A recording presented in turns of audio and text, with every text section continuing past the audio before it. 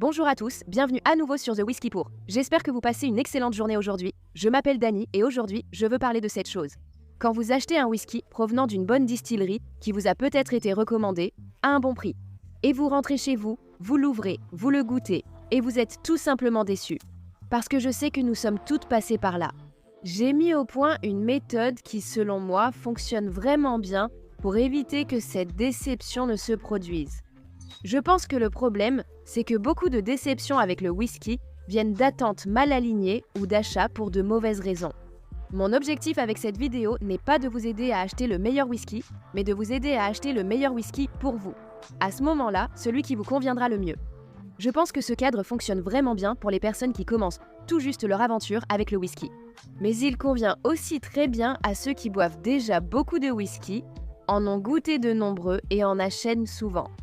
Je ne vais pas parler de marques spécifiques ni faire de recommandations précises. Comme je l'ai dit, ce cadre devrait, je l'espère, réduire la déception liée au whisky que nous craignons tous, juste avant que je commence la vidéo. Un petit rappel rapide, j'ai lancé une page Patreon pour tous ceux qui souhaitent un peu de contenu exclusif et qui veulent rejoindre le chat de groupe.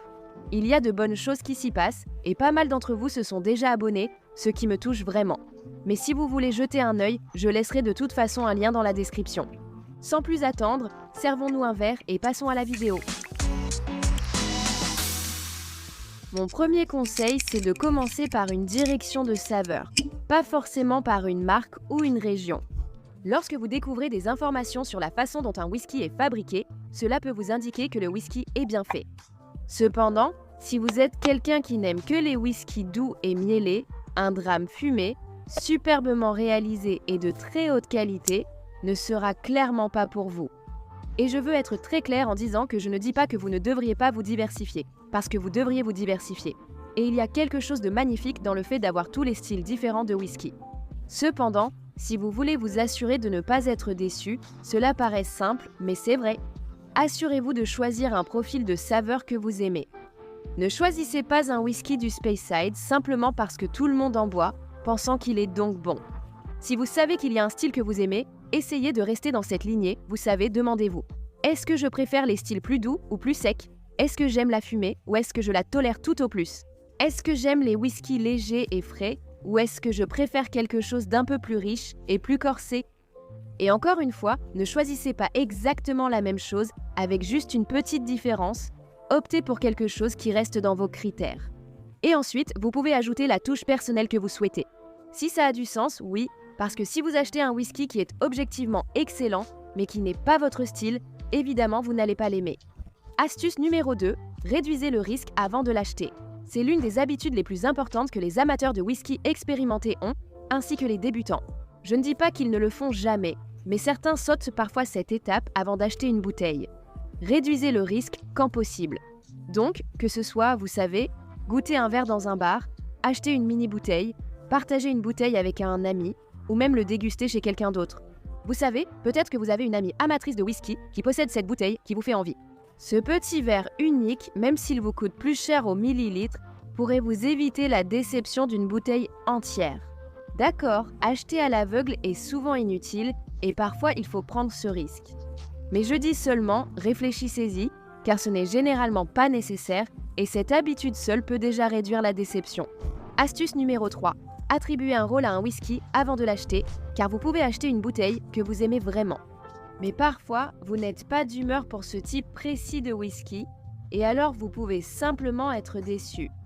Donc, par exemple, avant d'acheter un whisky, demandez-vous, est-ce que c'est le genre de whisky pour s'asseoir et se détendre? Est-ce un whisky que j'ai envie de déguster doucement? Et pouvoir y réfléchir en le savourant et vraiment réussir à distinguer toutes les couches de saveurs délicieuses? Vous savez, ce n'est pas quelque chose que l'on boit rapidement. Est-ce une bouteille que j'ai envie de partager avec mes amis? Est-ce une bouteille pour une occasion spéciale? Parce qu'un whisky qui est incroyable quand on veut s'asseoir et se concentrer dessus peut sembler inadapté. Quand on veut juste un whisky réconfortant, un whisky qu'on a acheté pour boire de façon décontractée, au quotidien, peut sembler vraiment décevant. Si vous voulez quelque chose qui va vous donner un peu de sensations fortes, je pense vraiment que beaucoup de déceptions avec le whisky viennent du fait d'acheter un whisky qui ne fait pas le bon travail.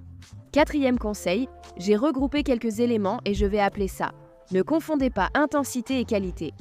Maintenant, quand vous achetez un whisky, il est très facile d'être tenté par des choses comme un degré d'alcool élevé, une couleur plus foncée, une forte quantité de tourbe ou une influence agressive du fût, ou quoi que ce soit d'autre. Mais ces éléments ne vous garantissent pas la qualité du verre. Et je ne veux pas que vous achetiez quelque chose simplement parce que c'est intense dans un domaine, mais ça ne va tout simplement pas vous satisfaire. Mon point est que l'intensité n'est pas la même chose que la complexité ou l'équilibre. Il y a beaucoup de pièces du puzzle qui déterminent la qualité d'un whisky.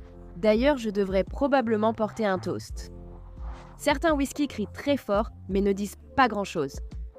C'est un peu dur, mais c'est vrai.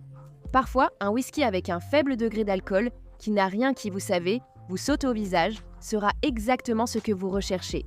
Et ne vous laissez pas tromper. Ce n'est pas parce qu'un whisky est très fort dans un domaine que vous aurez forcément besoin de whisky comme ça. Parfois, vous n'avez pas besoin de quelque chose d'intense, et parfois un whisky moins intense est meilleur qu'un whisky intense. Conseil numéro 5, je crois qu'on en est au 5, n'achetez pas pour la tendance, achetez selon vos goûts. Il y a des whiskies, et nous savons tous de quoi je parle, qui sont incroyablement surmédiatisés. Certains ont un très bel emballage, d'autres sont vraiment rares et difficiles à trouver. Ne pensez pas qu'un whisky est meilleur parce qu'il est plus cher, car de nombreux facteurs peuvent faire monter son prix. Et ce n'est pas toujours parce qu'il a meilleur goût. C'est quelque chose que je mentionne assez souvent, mais pensez à l'emballage lorsque vous achetez du whisky. Si un whisky est vendu dans quelque chose d'aussi simple qu'une boîte en carton, n'oubliez pas que le prix de cette boîte en carton a été répercuté sur le consommateur.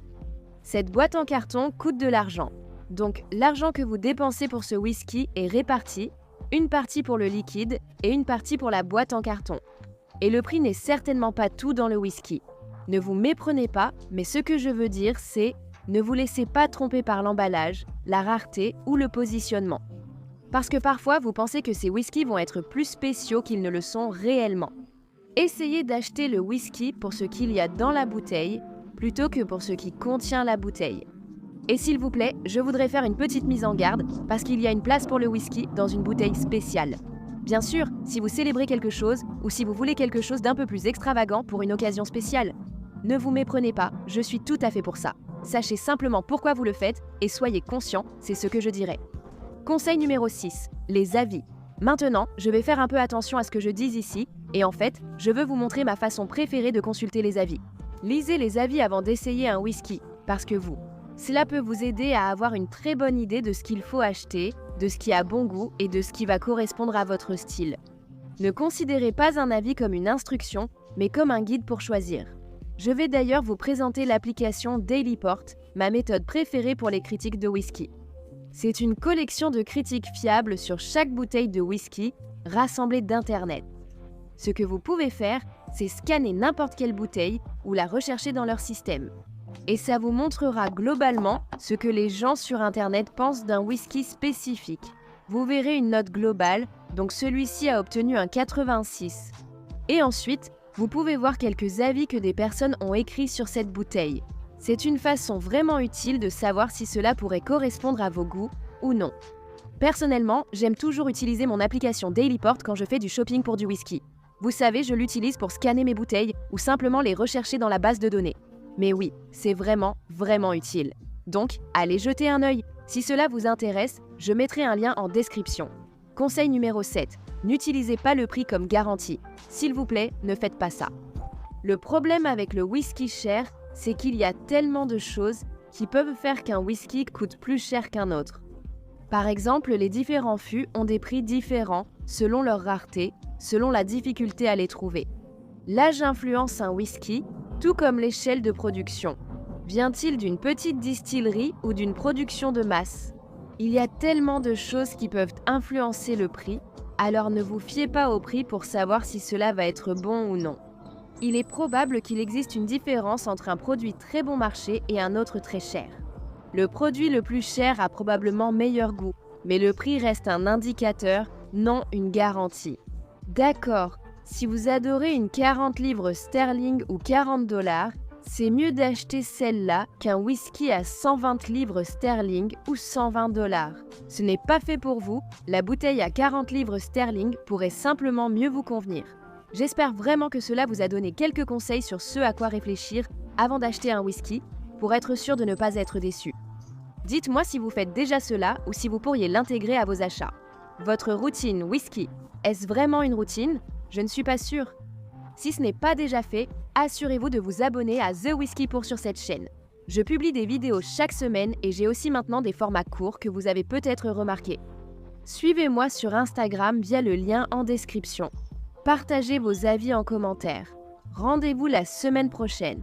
J'espère que la vidéo vous a plu. Abonnez-vous pour plus de contenu.